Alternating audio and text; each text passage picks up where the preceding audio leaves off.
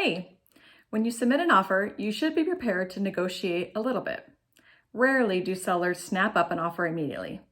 They usually push back a little bit because they're also trying to get the best deal. But negotiating seems a little scary. You're going back and forth on a lot of money and tensions can get high. I get it. But that's why you have two chicks who will help you negotiate the best offer possible. And you'll have these handy tips to use while you're negotiating. So first off, you need to be prepared to walk away. You don't have to force yourself into a deal if it isn't working. So don't put it all on the line. Seriously, there are always other houses out there. Don't worry about losing the deal.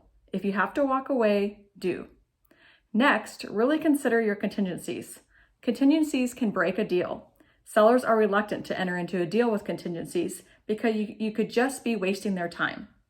When you have a contingency for everything, you make it seem like you're not serious about the deal and want every possible way out. Rather than showing you're looking for a plan B, limit or avoid them as much as possible. Try to avoid too many back and forths. Sellers are people too, and they can get irritated. Since you're negotiating after they've already said yes once to you, additional requests can sour them. Keeping the back and forth and requests to a minimum so you stay in their good graces.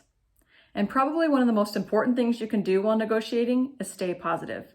Deals can turn from bad to good in an instant, so it's important to always keep your cool and be optimistic.